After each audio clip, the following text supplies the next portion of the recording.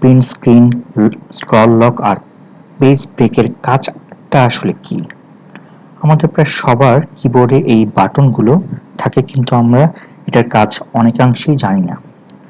তাহলে কেন দিয়েছে এই বাটনগুলি হার্ডওয়্যার কোম্পানিগুলো?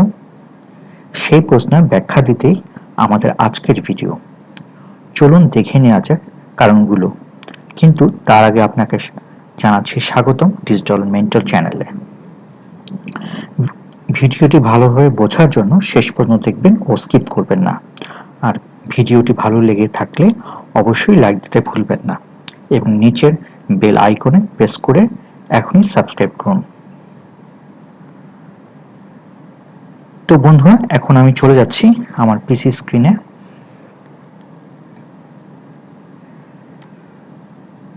দেখুন এখানে তিনটি বাটন আছে, প্রিন্ট স্ক্রিন, স্ক্রল লক এবং পজ ব্রেক। তা আমি প্রথমে প্রিন্ট স্ক্রিনের অপশনটা আপনাদের দেখাচ্ছি। ধরুন আমি একটা ব্রাউজার ওপেন করলাম। এখানে ধরুন আমি যে কোনো একটা ওয়েবসাইটে যাব, like FIFA World Cup 2022।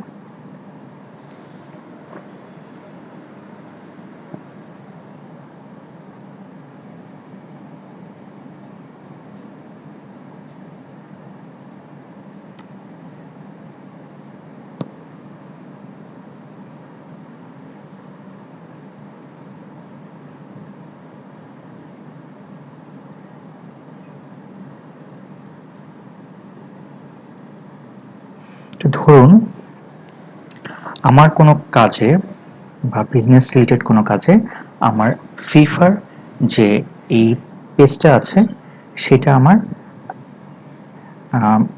Image আকারে লাগবে, ফুলটাই লাগবে। তো এটা আমি কিভাবে দিব? তো সেটা দেওয়ার জন্য কিন্তু প্রিন্ট স্ক্রিন বাটনটা, ঠিক আছে?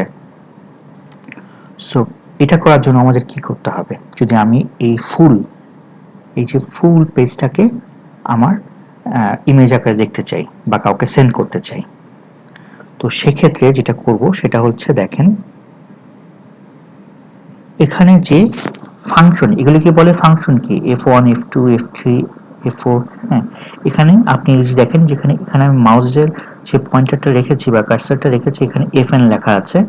এখানে আপনি প্রথমে প্রেস করবেন, প্রেস করে একই সাথে এই যে প্রিন্ট স্ক্রিনের যে অপশনটা আছে এখানে লেখা, এই যে দেখাচ্ছি আমি, এখানে প্রেস করবেন। প্রেস করলে আপনার এটা প্রিন্ট স্ক্রিনটা হয়ে যাবে। এবং সেভ করবেন কিভাবে সেটাও আমি আপনাকে দেখিয়ে দিচ্ছি। সাপোজ আমি এখন FN ক্লিক করে প্রিন্ট স্ক্রিনে ক্লিক করলাম, ঠিক আছে? তারপরে আপনি আপনার উইন্ডোজ 10 এ সার্চ বক্সে আসবেন এবং এখান থেকে আপনি পেইন্ট, মাইক্রোসফট পেইন্ট যেটা আছে সেটা ওপেন করবেন। পেইন্ট 3Dটা না, পেইন্ট যেটা অ্যাপ সেটা, ঠিক আছে?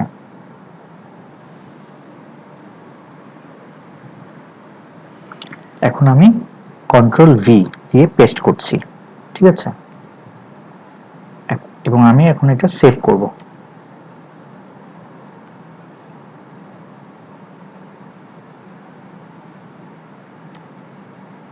সাপোজ এটা আমি আমার ডেস্কটপে FIFA দিয়ে সেভ করলাম।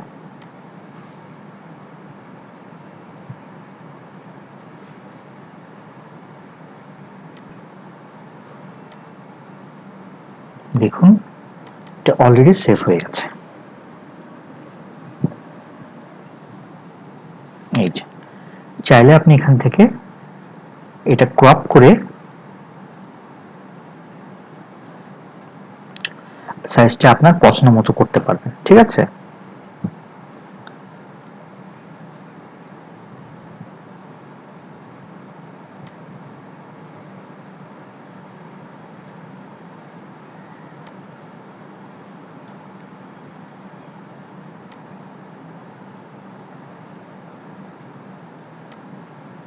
সেভ।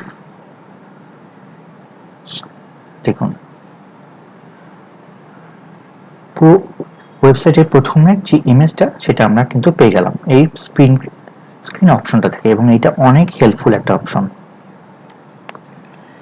এবার আমরা চলে যাচ্ছি আমাদের দ্বিতীয় যে অপশনটা, সেটা হচ্ছে স্ক্রল লক। ঠিক আছে, তো এটা নর্মালি এক্সেলে আমি আপনাদের বুঝাচ্ছি, এক্সেলটা সুবিধা হবে। সাপোজ এখানে কিছু দেখুন, একটা এক্সেল ওয়ার্কশিট, এখানে ডিস্ট্রিক্ট আউটলেট নেম মানে দোকানের নাম এবং মার্কেট নেম আছে। আমি এখানে যদি আমি নিচে যাই, যে আউটলেট নেম প্রথমটা আমেজন সন্স, এরপরেরটা ওয়েস্টার্ন, টিএমআর ইন্টারন্যাশনাল, এইভাবে কিন্তু নর্মালি আমরা যাই। ঠিক আছে, একটার পর একটা একটার পর একটা একটার পর একটা ক্লিক করে। ঠিক আছে, এইভাবে আসলে এইভাবে একটার পর একটা একটার উপর ক্লিক করে আমরা কিন্তু উপরে বা নিচে করি। যদি আপনি পুরা এটাকে এখানে যেমন যে স্ক্রল বাটনটা আছে, এটার যে কাজ সেটা যদি আপনি কিবোর্ডের মাধ্যমে করতে চান, সো আপনি সেটা পারবেন স্ক্রল লকের মাধ্যমে। আপনি এই বাটনটার মাধ্যমে পারবেন, বাট আমি স্ক্রল লকের মাধ্যমে আপনাকে দেখিয়ে দিচ্ছি কিভাবে করতে হবে। এখানে FN মানে ফাংশন কি, এবং এরপরে স্ক্রল লকটা চাপবেন। সাপোজ আমি এখানে এটা ধরলাম,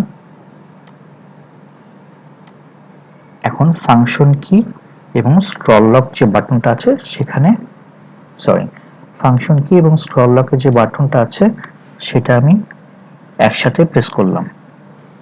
এখন দেখুন এবার কিন্তু একটা একটা করে যাচ্ছে না,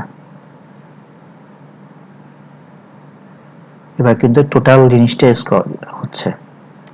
এবার কিন্তু ওই দেখেন, এই যে প্রথমে যে আমি আহমেদ এন্ড সন্স, এরপরে ওয়েস্টার্ন পিস, এইভাবে কিন্তু যাচ্ছে না। ঠিক আছে, সো এটা হচ্ছে স্ক্রল লকের কাজ। তো এরপরে যে নেক্সট কাজটা সেটা হলো pause break. Pause break normally এখন ইউজ হয় না, এটা আগে প্রথম দিকে ইউজ হতো যখন MS DOS প্রোগ্রামটা ছিল। সো MS DOSটা ধরেন আমি আপনাকে দেখাচ্ছি, আপনি সার্চে গিয়ে এখানে রান দিলেন CMD, সার্চ এখানে CMD দিলেন। ঠিক আছে, CMD এখানে প্রেস করলেন, এখানে ধরেন ট্রি লিখলেন, লিখে এন্টার দিলেন। এখানে আপনি যদি পজ ব্রেক ক্লিক করেন, দেখেন আমি এখানে জাস্ট পজ ব্রেকটা ক্লিক করলাম, এখানে কিন্তু থেমে গেল।